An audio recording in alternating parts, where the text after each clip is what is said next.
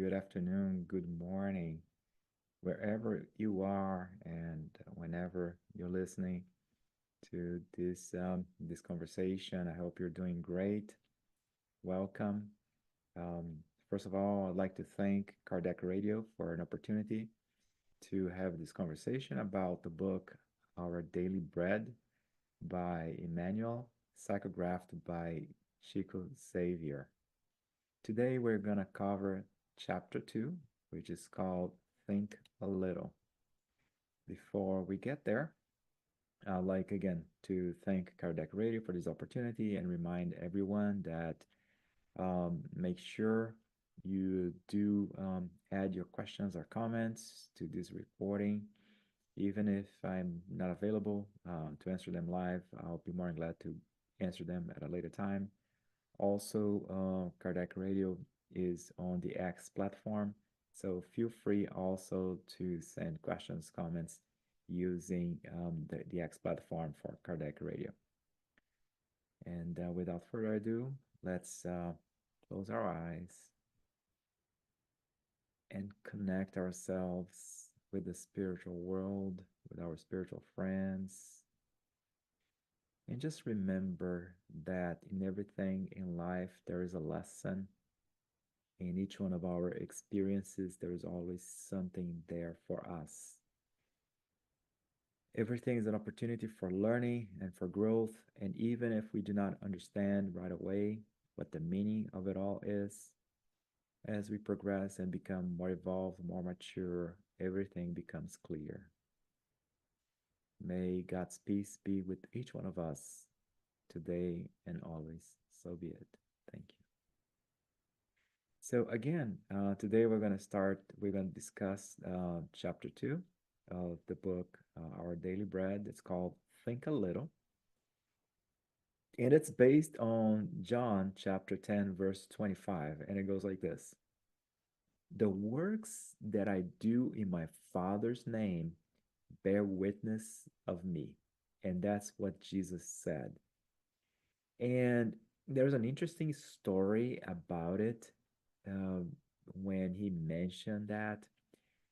And in this particular occasion, Jesus was inside of the temple and he was approached by a hostile group who were criticizing him and who were threatening him to an extent. And they were asking him, hey, is it true what you claim? Is it true that you claim to be the Messiah?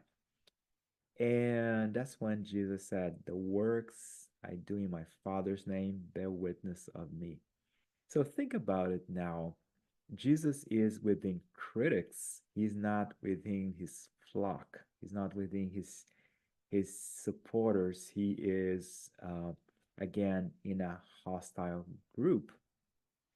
And the way he answers, it's very intelligent because he's not claiming, "Hey, I am the Messiah," or I am the most evolved spirit who has ever come to Earth." So he's not making mention of that. He's actually making mention of his actions, the work that he does in God's name. So, let's think about it. What is it that how is it that we express ourselves? Is it just by telling people who we are, or is it the best approach to act in a positive manner, of course? Emmanuel does comment here that the concern of ordinary individuals regarding family traditions and the earthly institutions to which they attach themselves is commonplace, as is their taking pride in the conventional titles that identify who they are as persons. So there's two things here in this first paragraph.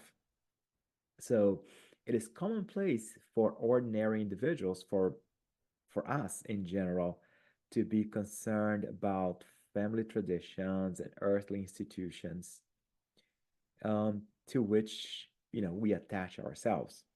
So we live in society, we live in different groups, and regardless of where we are, these different groups, they have values.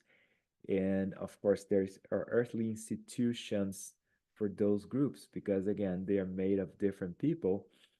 And again, these different groups, they have traditions, and these institutions, they have their own organizations. And it is normal, but it's common for us to be, again, we live in society.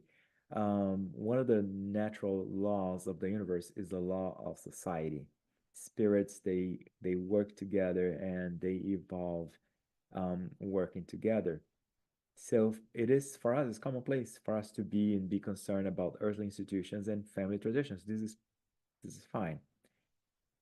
Um, but then there's the other side of it, it's taking pride in the conventional titles that identify who they are as persons. So a lot of times we're so concerned about titles and we forget about our actions. Sometimes we have titles within our workplaces, sometimes some more prestigious titles than others. We have titles in our homes, we have roles in our families, and roles and responsibilities. And we have, of course, we have all kinds of academic titles. Again, some people are highly educated and some people not so much, and so on and so forth. And a lot of times we're so concerned about those titles and we believe that those titles can identify us, they can define who we are. But then Emmanuel continues here on the second paragraph. However, in the life that is real, no one is known by such things. So, however, in the life that is real, so in the spiritual world, no one is known by such things. Therefore, when we are in the spiritual world, whatever earthly titles we have, we do not take those with you. Whatever family traditions, because again, this is the family that we have right now, and it can be one of those, traditional families, old, well known families, or it can be a lesser known family, it doesn't matter. Those, our earthly lineage does means nothing to us as spirits, and whatever achievements and titles on earth, they mean nothing to us. And this is when Emmanuel explains to us that each spirit brings with it the living history of his own deeds, and only the works it has accomplished will reveal each spirit's worth or demerit. So, so each spirit brings with it the living history of its own deeds. So each one of us, it's our titles don't mean anything, but this living history of our deeds, our history of what we've have done. So each spirit brings with us that living history. Each spirit brings with us that, again, that record of our own deeds, of what is that we done. And only what we have accomplished will reveal our worth or demerit. They actually reveal where we are as spirits. So it doesn't matter, again, if in an in society you have a very prestigious, some kind of prestigious title in society. We all know all kinds of prestigious side of titles that we might have, and how celebrated someone might be, right? Or not, or how unknown or obscure somebody might be. However, in the spiritual world, that makes very little difference because what we're going to be taking with us is actually what we've accomplished, what we have done. Um, and that's what truly is going to matter for us. And in the gospel according to Spiritism, there is a very interesting story. It's narrated by a queen of France. It's and basically she mentions that she wasn't even able to carry her title as queen to the grave, meaning that um, that somehow she was deposed. One might think historically, who the French queen might have been. There is a very famous French queen that was deposed, and you know that might be this particular case. But it was interesting that she mentions that when she got to the spiritual world, people that she regarded as inferior to her were actually in a much, much better condition than she was.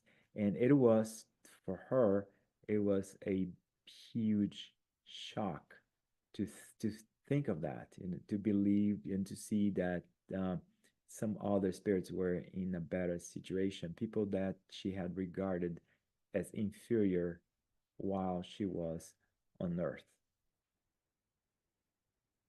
So Emmanuel continues, by this, we do not mean that words do not have their undeniable advantages. Nonetheless, one must understand that words are also a profound potential received from infinite goodness as a divine resource. So now Emmanuel is telling us, okay, it's not that words, it's not that titles, it's not also what I say, who I am. It's not that it has some advantages. You do have some advantages for whatever title you might have on earth, whatever academic title, whatever professional title, or whatever celebrity status that you might have. There is advantages. Those bring advantages, but those are potentials received from the infinite goodness as a divine resource. So whatever titles we have here on earth, they're they're above just privileges for us. They're opportunities for us to serve, right? So it's gonna be up to us to better utilize those to help others. Thus, Emmanuel continues, thus it is crucial for us to know for certain what we are doing with this gift from the eternal Lord. So basically, it's crucial for us to know what we're doing with this particular title or advantage that we have in or position that we have on earth. And again, might that title be whatever it is, or that position be whatever it is. So what is it that you're going to be doing with that? And Emmanuel calls it a gift from the eternal law, eternal Lord. So a gift from God. So you receive a gift from God. What is it that you're going to do with it? So he continues here, in this respect, Jesus' statement is clothed with imperishable beauty. So so there is this beauty, there's this intelligence, there's this wisdom in what Jesus had told us. What would we say about a savior? And Emmanuel continues, what we say would we say about a savior who set rules for humankind without having shared in its problems and obstacles? Now, remember here again that Jesus mentioned my deeds, my actions, they speak for me. Whatever I am doing is going to talk about me, right? And indeed, just think about Jesus's life from beginning to end, how it was constant work, constant dedication, even when he was at a young age. Um, him preaching at the temple at a later stage in his life, the work of the dissemination of the gospel, dissemination of good news. And just think about what Emmanuel explains here. Christ began his divine mission among peasants. So think about Christ, Jesus Christ was the most evolved spirit who has ever walked on earth. And that spirit came and he incarnated. Jesus did not reincarnate on earth. He incarnated because he only incarnated on earth once in this particular planet. So when he incarnated on earth, he began his mission among peasants. He was not a royal, he was not nobility, he was among peasants. He was born with a very, with very, with very simple and unprivileged parents. So think about this. The first lesson that Jesus is giving us here again, the highest spirit, the perfect spirit who comes here on earth, who the spirits in the spirits book define as the model, as the role model we should follow. He incarnates and he starts his mission among peasants, among simple people. So here he's showing again that regardless of your position, what matters is your spiritual elevation. And also, there's an important message here of looking for for opportunities, looking on people and giving people a chance, right? All those spirits again, peasant spirits, people who, from what we'd call, you'd say, from an intellectual standpoint, who were not prepared. They had no societal titles, no academic titles. But again, Jesus was among them in the beginning and working with them and cultivating those people and nurturing the good there was in those individuals. Emmanuel continues, he lived among irascible doctors of the law and rebellious sinners. So Jesus had to contend with very arrogant doctors of the law. Again, people who had advanced titles. For you to be a doctor of the law, it'll be what in the U.S. would be called a Juris Doctor, somebody who has a doctorate in law. And but also, since there was no separation at the time between church and state, a doctor of the law was also someone who was always also very versed on whatever teachings. So, but these individuals, they are very arrogant. They think they know it all. So Jesus is now having to be amongst those arrogant people who were not at his level, but he was among them, and also rebellious sinners, right? Spirits, low, spirits like us, spirits who make mistakes, um, um, spirits, very impure spirits. Now, here's the message. Um, he's making this sacrifice to be among this kind of people, and again, trying to bring out the good in everyone.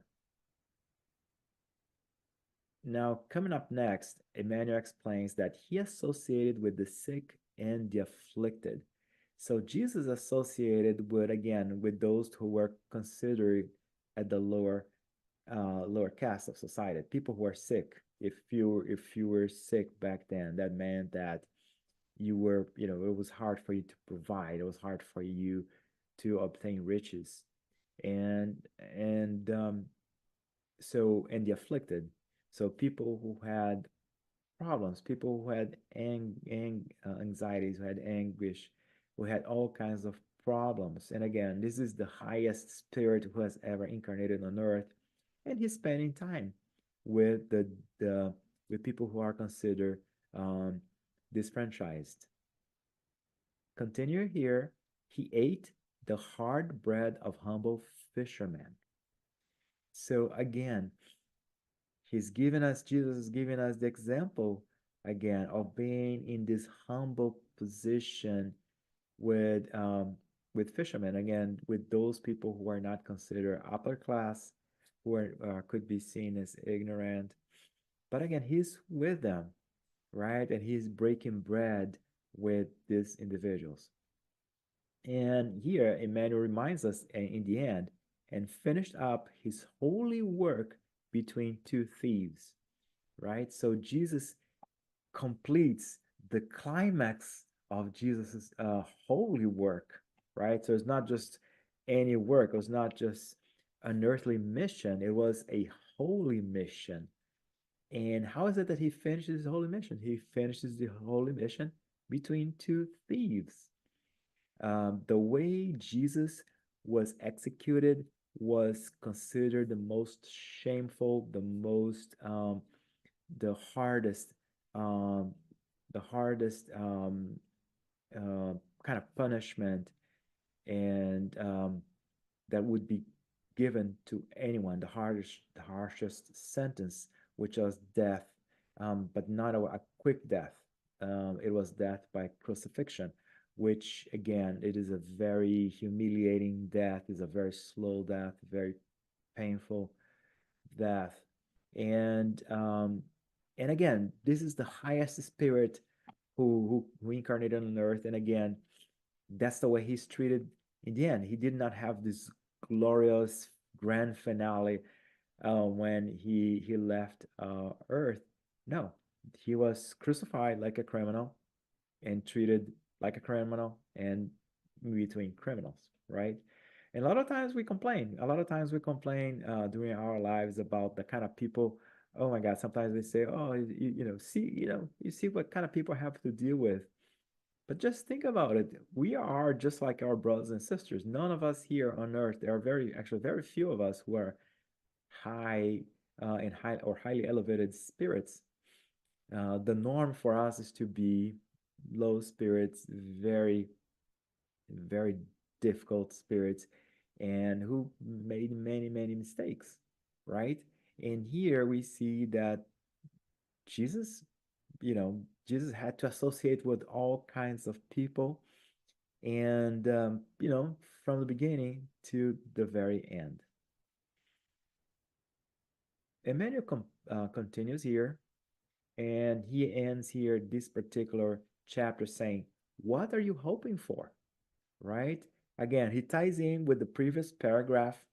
He ties in with the previous paragraph that tells us, "Hey, listen, Jesus, who was the perfect spirit who came on earth, the most elevated, our true role model, and well, he had to deal with individuals who were with the outcast. In one hand, he had to deal with the outcast.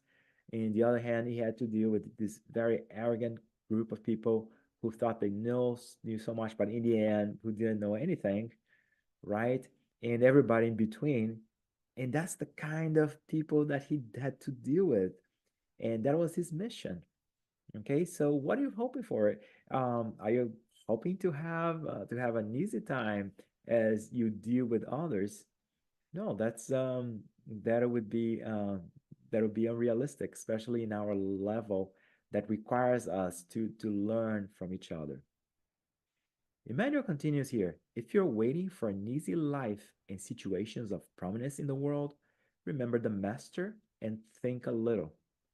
So, all of us, right? If we're expecting our lives to be without any problems, without any afflictions, and on the other hand, also have this prominence in the world, just remember the master, remember our master, remember Jesus, and think everything that he had to put up with, all his struggles, all his patience and love and dedication as he was dealing with with us, right? As he was dealing with our imperfections, as he was dealing with our shortcomings. So let's all think a little as we are dealing with one another. Believe it or not, um, there are several laws in the universe, and two of them, all moral laws are important, but the law of progress and the law of society are are very important always. All of them are important. But the law of progress tells us that it's a law. We're going to evolve. We're going to learn somehow. And the law of society indicates that we are going to have these interactions. we're gonna have these interactions with one another when we're gonna grow. And in these interactions, we help one another. So as we deal with different situations and with our complicated brothers and sisters, who by the way are as complicated as we are, right? A lot of times we project on the others how complicated, how difficult we are, how impatient, how arrogant, uh, um, and so on and so forth. But then a lot of times we're just reflecting ourselves. We're just projecting what we have inside and using our brothers and sisters as mirrors. So it's important for us to have this kind of experiences and deal with each other, deal with one another, and believe it or not, and learn with one another. I heard this very interesting analogy some years back because the way you polish stones is with other stones, right? So you basically you place the rough stones in a drum and you rotate that drum, and as you rotate that drum, the stones they hit one another, and as they keep hitting one another, they eventually polish one another. So that's how we're here, living society, so we can learn, we can have these experiences with one another, and believe it or not, and polish one another and help one another become more elevated spirits. Jesus was already an elevated spirit, but he came us to show that hey, you gotta live with each other. You have to have patience with all of those, and you should use your prominence. The prominence in the world doesn't mean much. Of course, if you have prominence, if you're in a good position, regardless of what that good position it is, any kind of academic title, any kind of celebrated status, any kind of hierarchical advantage that life has given you in this present life that you have received, that's a gift from God that is for you to use to its best. And again, if you don't have if you're on the other side of the spectrum and you don't have those advantages, you still it's still to your best interest, in the best interest of all those around you, that you have these experiences and you try to do the best and help those around you. And that was the model, that was the way Jesus showed us. And that's why he said, when they asked him, are you the Messiah? And that's when he says exactly that the works I do in my Father's name bear witness of me. So let's make sure that our work, what we do, bears witness of what Spiritism has taught us, which is something so good and so positive. Thank everybody for following these commentary. Again, feel free to add your comments um, um, in the chats and any questions. And again, follow Kardec Radio. Kardec Radio offers 24/7 different kinds of videos and topics.